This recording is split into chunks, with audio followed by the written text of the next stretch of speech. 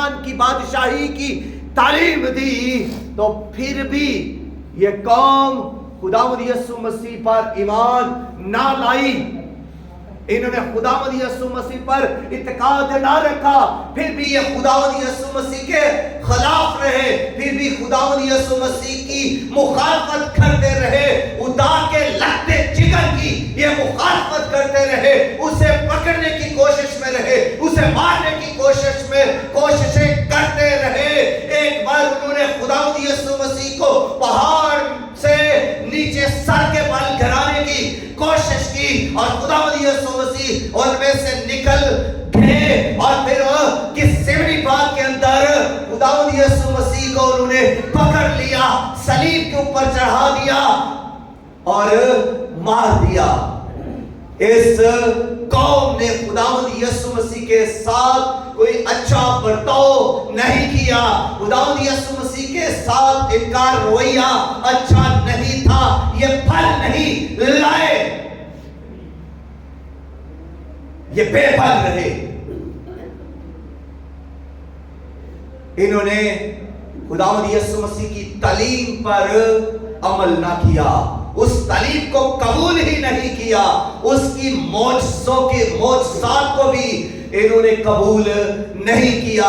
हालांकि यीशु मसीह ने कहा भी कि अगर मैं ये काम खुदा की कुदरत से करता हूं तो फिर आसमान की बादशाही हमारे दरमियान आ पहुंची।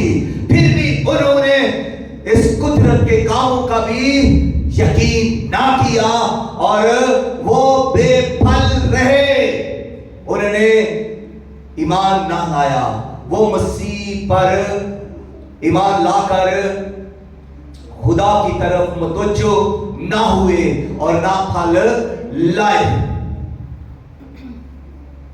ये बेफल कौम रही। इसलिए खुदा ये कहता है कि अब जब ये बेफल हालत के अंदर है तो खुदावन लश्करों का खुदा जो बाइबल मुकद्दस में अपनी फितरत के इतबार से, अपनी जबिल्लत के इतबार से, अपनी तबीयत के इतबार से दूसरों से अलग है, सब खुदाओं से मुनफरिद है और अपनी बेमिसाल कुदरत में लाजवाब है।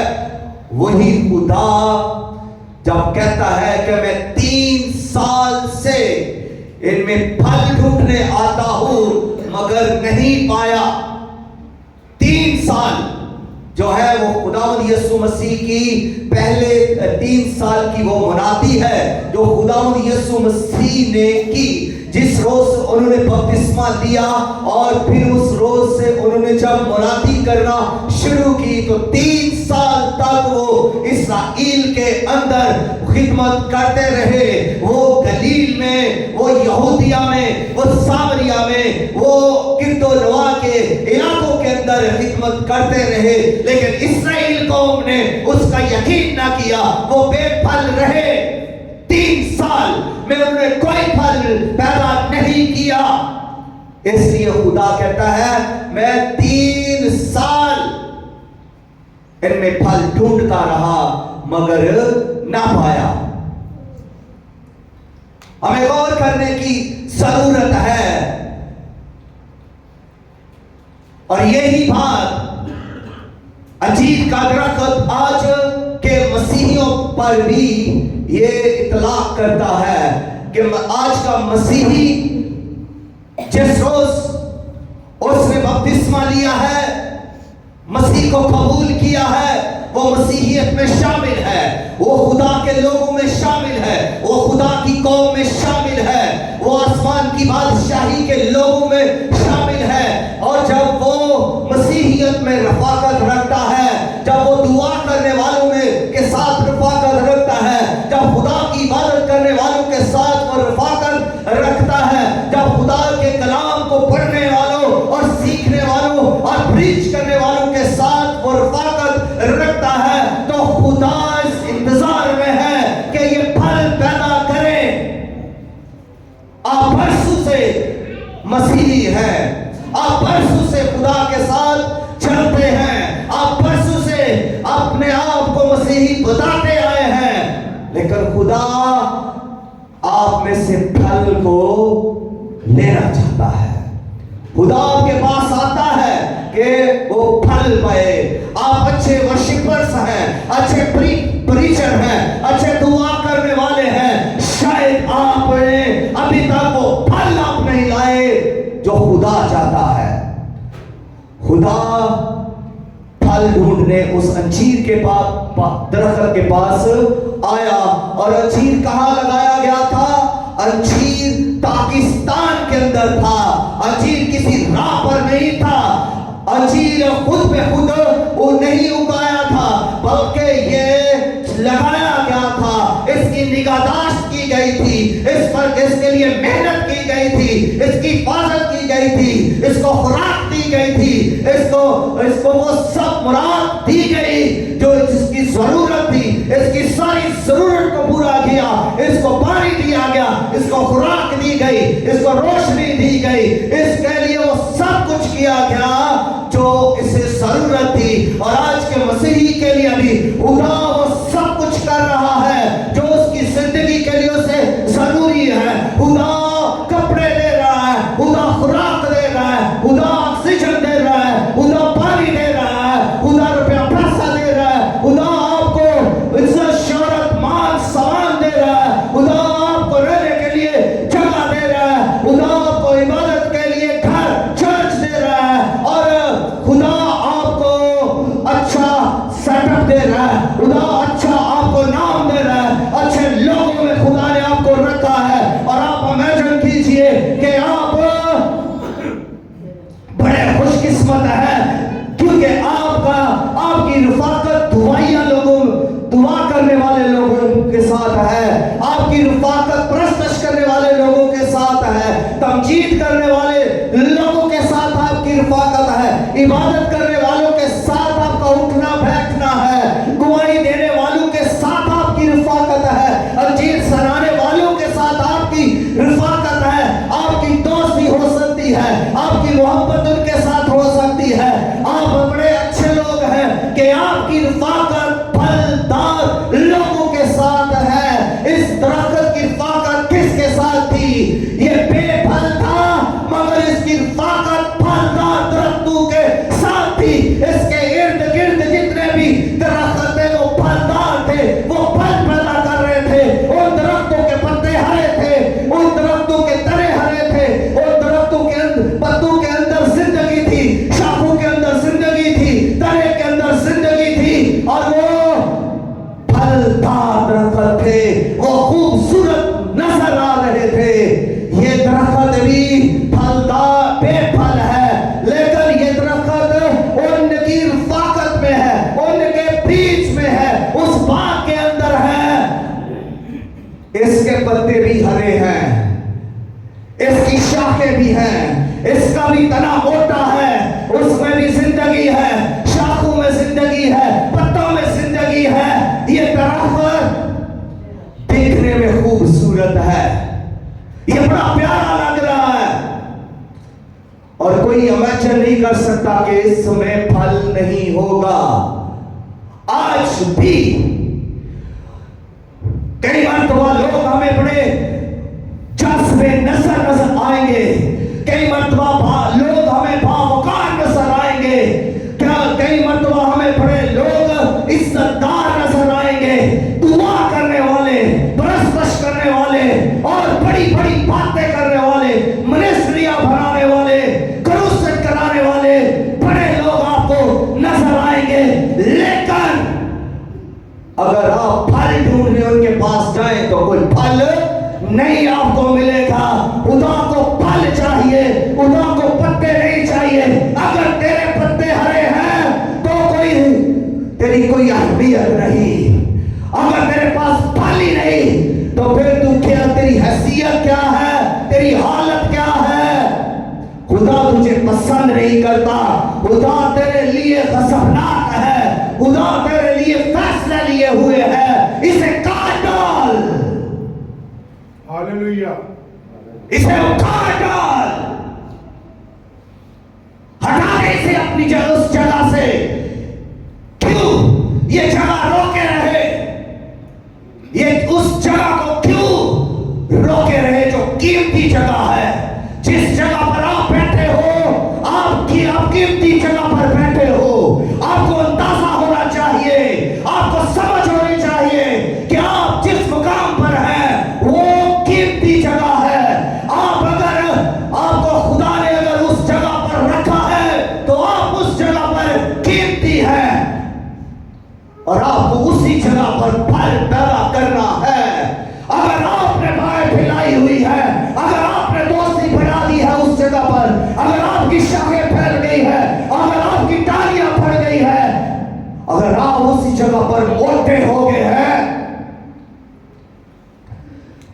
बड़ी बात नहीं आपने की, ये दुनिया के लिए है। खुदा को फल चाहिए, खुदा को इससे कोई गर्ज नहीं कि आपके कितने लंबे हाथ हो गए हैं। खुदा को इससे कोई गर्ज नहीं कि आपके कितने साथी हो गए हैं, कितने दोस्त हो गए हैं, कितने रिश्तेदार हो गए हैं, कितने यार हो गए हैं। खुदा को इससे कोई गर्ज नहीं। अगर आप अकेले हैं, तन्हा हैं और आप फल लाते हैं, खुदा आपसे प्यार करेगा, खुदा आप पर नजर करेगा, खुदा आपके लिए आपके बारे में सोचेगा और आपको उसी जगह पर रहने देगा, क्योंकि आप फल पैदा कर रहे हैं। अगर फल ही नहीं तो खुदा के हसूर आपका मुकाम क्या है? वहां से आवाज आएगी, इसे काट डाल। ये उस जगह को क्यों रोके रहे? आप कितने बरसों से इस जगह पर बैठे हुए हैं, लेकिन आपका फल क्या है? एक फैमिली भी आपके पास नहीं, एक रूह भी आपने नहीं बचाई। आपके पास फल क्या है? फल यही है, रूहें जीते, फिर सोल बने। खुदा ये फल ढूंढने आता है। इस आदम के पास कितना फल है? इस आदम ने पेंट कोट तो पहन लिया है, लेकिन इसने रूहें कितनी बचाई है? इसने बादशाही के लिए कितना काम किया है? इसके पास कितनी रूहें हैं जो इसने सेव की है? कितने लोगों को इसने गुनाहों से बचा दिया है? ये इसका फल है। खुदा इस फल को लेना चाहता है। खुदा इस आदम की मिनिस्ट्री को नहीं देखेगा कि इसने बड़ी मिनिस्ट्री बना ली, बड़ा चर्च बना लिया, शायद उसने रूह नहीं जीती। खुदा को रूह चाहिए और रूह ही खुदा के लिए फल है, और हमें ये फल पैदा करना है। खुदा के लिए फल पैदा करें, क्योंकि खुदा हर एक को विजिट करता है। आप सोचें, क्या खुदा ने मुझे विजिट किया है? खुदा मेरे पास आया है? खुदा मेरे फल को देखने आता है? खुदा फल ढूंढने आता है। खुदा आपके पास भी आता है, खुदा आपके पास भी आता है, खुदा मेरे पास भी आता है और फल ढूंढने आता है। क्या मैं जानता हूं? क्या मैं दुआ के अंदर हूं? क्या खुदा ने जिस मकसद के लिए मुझे वहां बाग में रखा है, बाग ये दुनिया है, इस दुनिया में अगर खुदा ने आपको रखा है तो मकसद के लिए रखा है, और मकसद यही है कि फल पैदा किया जाए। लेकिन अगर फल पैदा नहीं किया जा रहा तो खुदा दुखी है, खुदा मलूल है, और खुदा को फिर फैसला लेना पड़ता है। जब खुदा दुखी होता है, खुदा रंजीदा होता है, तो खुदा फैसला लेता है, इसे काट डाल। ये उस जगह को क्यों रोके रहे? हम खुद भी फल पैदा नहीं करते और दूसरों को भी फल पैदा नहीं करने देते। ये दरख्त दूसरों का हिस्सा भी खा रहा था। इसकी रफाकत किसके साथ थी? फलदार दरख्तों के साथ थी। ये इसकी डालियां उन दरख्तों के साथ जुड़ी हुई थी, उनके अंदर घुसी हुई थी। ये उनको भी फलने नहीं दे रहे थे, बढ़ने नहीं दे रहे थे, क्योंकि ये खुद बड़ा फला हुआ था और ये उनकी जड़ों से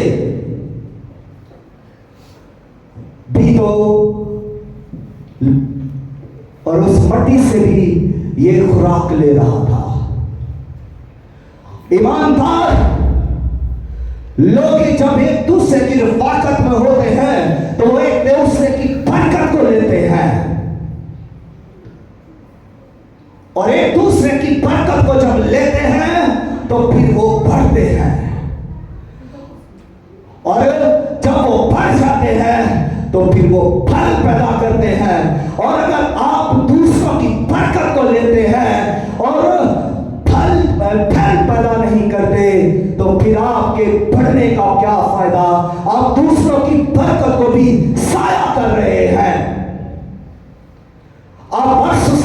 सुन रहे हैं, हर रोज कलाम पढ़ते भी होंगे घर में, लेकिन आपका फल क्या है? आपने किसी को दावत नहीं दी होगी, आपने कोई रूह नहीं बचाई होगी, आपने किसी को दावत ये नहीं दी होगी कि आओ हमारे चर्च के अंदर। आपने किसी भी गुनाहगार को नहीं पकड़ा, आपने किसी भी गुनाहगार को नहीं लिया कि उसकी रूह बचाई जा सके। आप अपने ऊपर गौर कीजिए, आपके बाएं लोग हैं जो गुनाह में मर रहे हैं। क्या कभी आपकी रफाकत उनके साथ हुई है? क्या कभी आपने उनके साथ बात की है? आप चेक करें कि आप कितने फलदार हैं। अगर आपने उस साल को व्यक्त किया है तो आप फल लाने वालों में शामिल हो गए हैं।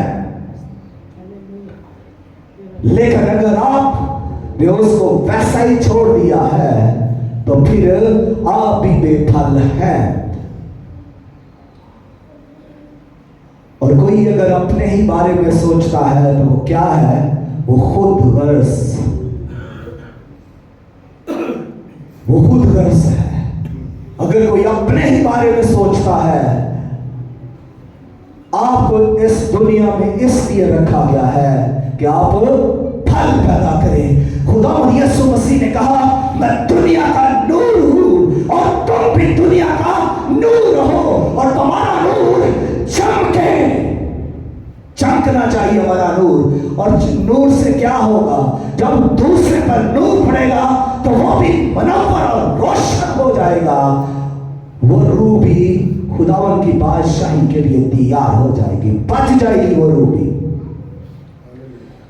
हमें रूह बचाने के लिए जमीन पर रखा गया है, उस दरख्त को चुना गया, लगाया गया। आज भी मसीही लोगों को खुदा चुनता है, मुकर्रर करता है ताकि फल लाओ। और यूहन्ना कहता है, अब तो दरख्तों की जड़ों पर कुल्हाड़ा रखा हुआ है, बस जो फल नहीं लाता वो काटा और आग में डाला जाएगा। हमें गौर करने की जरूरत है। ये साल गुजर चुका है, आखिरी दिन है इस साल का, और इस साल पर आप गौर करें कि हमने कितना फल पैदा किया है। फल कहां से आएगा? फल बाहर से नहीं आएगा, फल अंदर से आएगा। फल दरख्तों के अंदर से आता है। फल आपने पैदा करना है। आप में वो ताकत है, जिस तरह दरख्त के अंदर वो कुव्वत और ताकत है, वो जिंदगी है कि वो फल लाए। इसी तरह आपके अंदर भी खुदा ने वो कुव्वत, वो ताकत रखी है कि आप फल लाए, और आप फल ला सकते हैं। अगर आप खुद ही बेकार हालत में पड़े रहें तो इसमें खुदा का रवैया क्या होगा? खुदा मालूम होगा, खुदा गजबनाक होगा, और फिर खुदा का फैसला यही होगा कि इसे काट डाल। लेकिन बागवान क्या कहता है? बागवान सिफारिश करता है, बागवान इंतजार करता है, ऐ मालिक इसे 1 साल और रहने दे। सिफारिश करता है, मेडिएटर बनकर आ जाता है, सिफारिशी बनकर आ जाता है। वो बागवान, वो माली उस दरख्त के और उस मालिक के दरमियान में एक दरमियानी है जो माली है, जो बागवान है, और बागवान खुदावंद यीशु मसीह है, जो इंसान और खुदा के दरमियान मेडिएटर है, शिफायत करता है।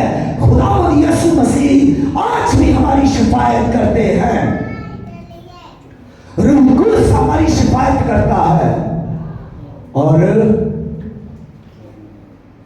मुकद्दसीन भी हमारी शिफायत करते हैं।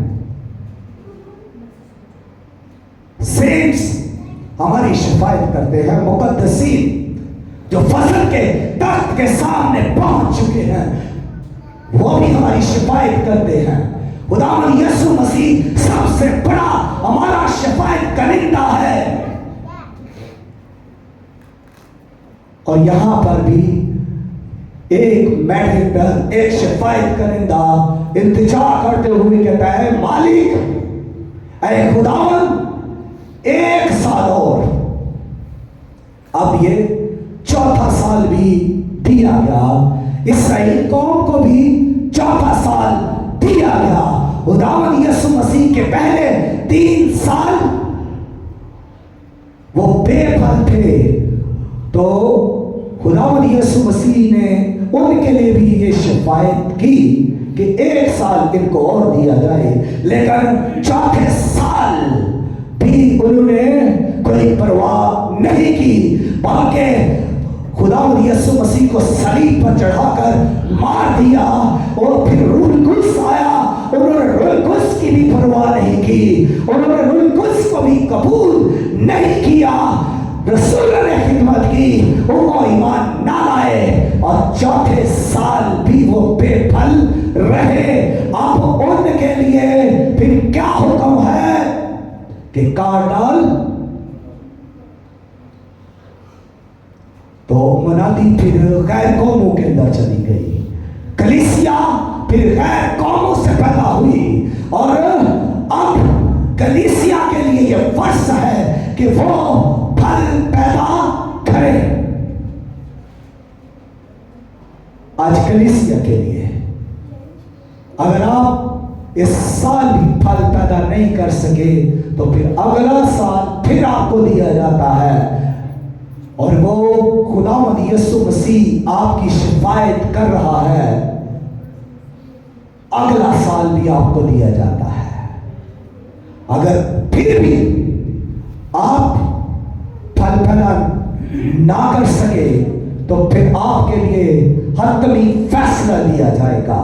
इसके लिए अगला हतमी फैसला है, 1 साल मैं मेहनत करूंगा, 1 साल मैं इसकी निगाहदाश्त करूंगा, 1 साल मैं इसके गिर्द खाना खोलूंगा, 1 साल में इसे खाद दूंगा, 1 साल में इसकी जड़ें नंगी करके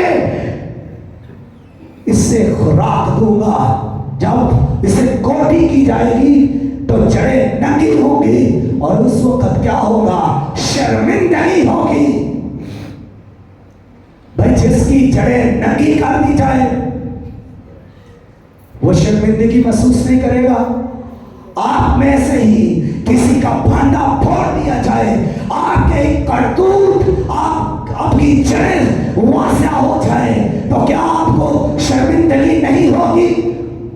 आप दुनिया के सामने आ जाए, फलदार दरख्तों के सामने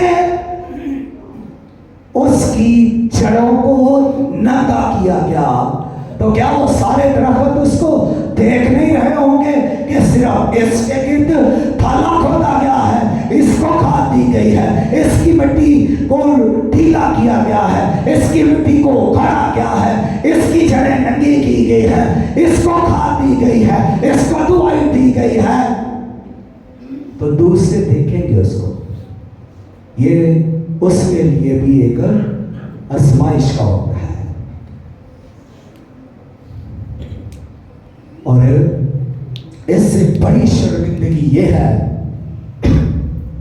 इससे बड़ी शर्मिंदगी ये है कि अगर किसी को उखाड़ दिया जाए, उस जगह से उखाड़ दिया जाए, तो उखाड़ते वक्त जो उसकी जड़ें सबके सामने आ जाएगी तो कितनी ज्यादा शर्मिंदगी होगी, कितनी ज्यादा कि उसकी जगह से उसे उखाड़ दिया गया है। सब देखेंगे, सब फलदार उसे देखेंगे और उनके दरमियान उसे शर्मिंदगी महसूस होगी। वो ध्यान कर ले, उस वक्त माली कहता है कि मैं इसके गिर्द थाला खोदूंगा, खाद दूंगा।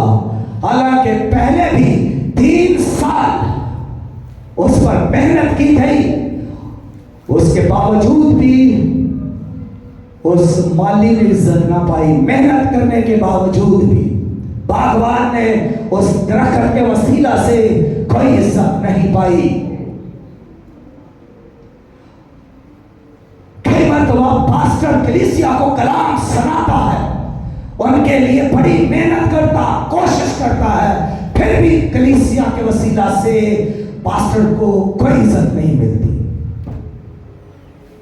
हालांकि फल कलीसिया ने पैदा करना है, फल अंदर से पैदा होना है, बाहर से नहीं।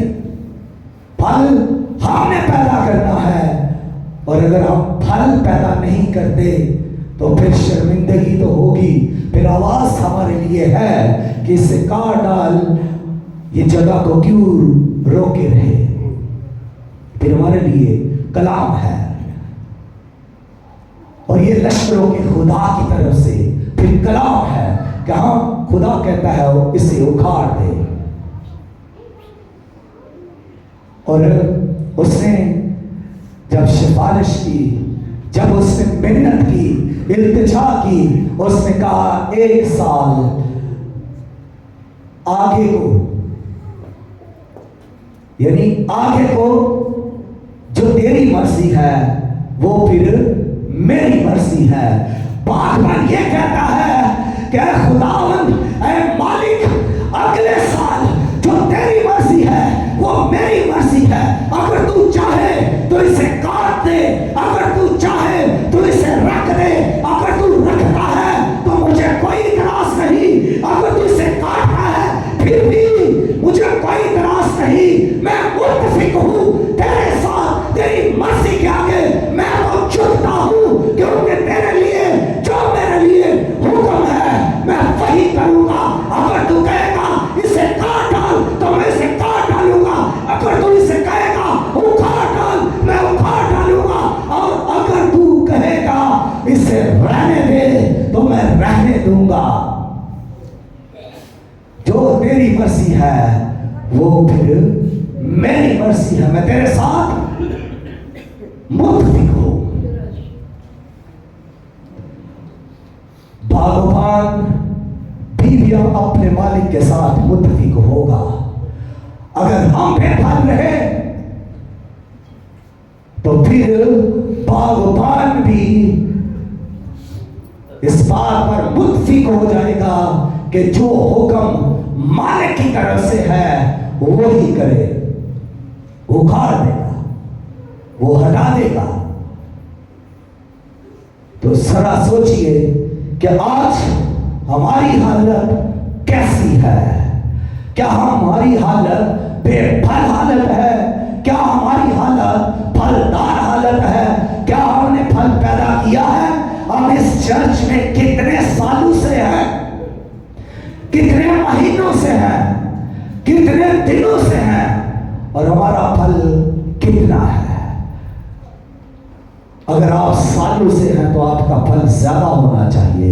अगर आप महीनों से हैं तो फिर भी आपका फल होना चाहिए, चाहे कम ही लेकिन होना चाहिए। आपका फल होना चाहिए, नजर आना चाहिए आपका फल। आप पाकिस्तान के अंदर लगाए गए हैं, आपकी निगाहदाश्त की गई है, आप पर मेहनत की गई है, इसलिए आपको फल पैदा करना चाहिए। एक और अंजीर के दरख्त की मिसाल है जो राह के किनारे लगाया गया था। वो लगाया नहीं गया था, वो उगा था। वो राह के किनारे खुद पे खुद उग गया था। वो भी एक बड़ा दरख्त हो गया, और उसकी भी बड़ी कहानियां थी, बड़े हरे हरे उसके भी पत्ते थे। लेकिन यीशु मसीह जब उसके पास गया फल ढूंढने तो देखा उसको, लेकिन उसमें फल न पाया। वो खुद पे खुद उगाया था। ये जो बात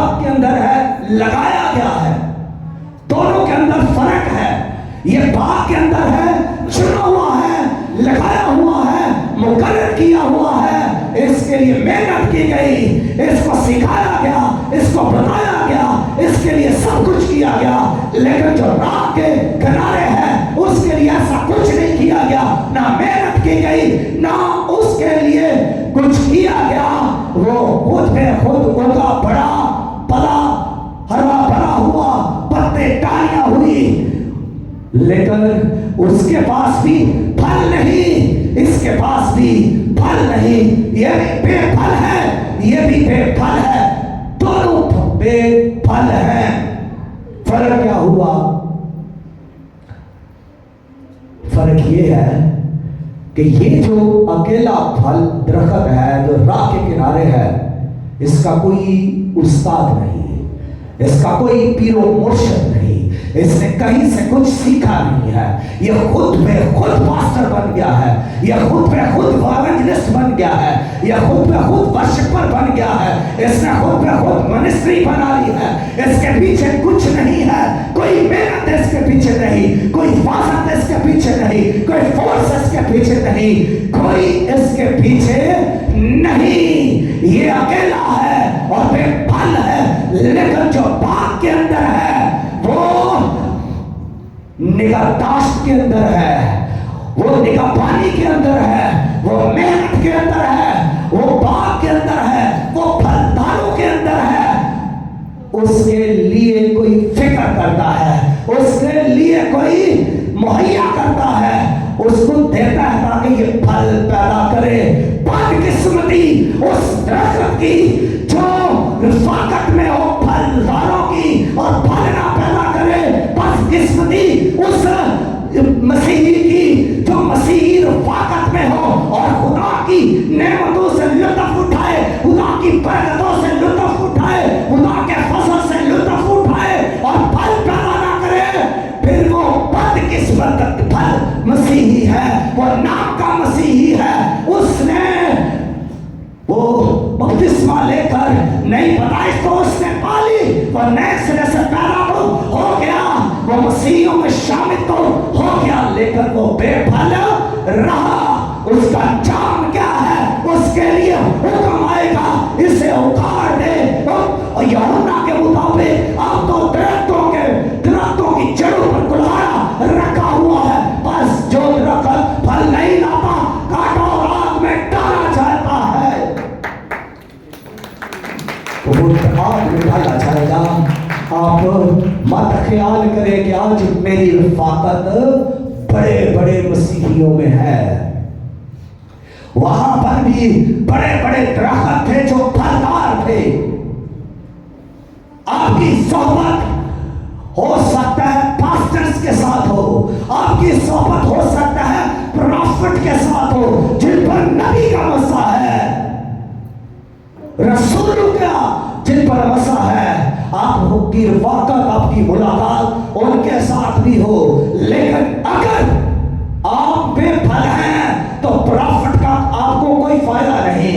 आप अगर बेफल हैं तो एक ब्लेस्ड पास्टर का आपके लिए कोई फायदा नहीं है, और अगर आप बेफल हैं तो एक रसूल का भी आपके लिए कोई फायदा नहीं है। अगर आप बेफल ही रहे हैं तो फिर बाइबल मुकद्दस भी आपका भी आपको कोई फायदा नहीं। अगर आप बेफल ही रहे हैं फिर रूहुल कुद्स का भी आपको कोई फायदा नहीं, क्योंकि आपने रूहुल कुद्स की कुव्वत को लिया ही नहीं, उससे फायदा ही नहीं लिया, बाइबल से फायदा नहीं लिया, पास्टर से फायदा नहीं लिया, प्रॉफिट से फायदा नहीं लिया, रसूल से फायदा नहीं लिया। और आपसे अगर कोई फरिश्ता आपके पास आता है आसमान से और फिर भी आप बेफल हैं, तो फिर उस फरिश्ते के आने का भी कोई फायदा नहीं आपको।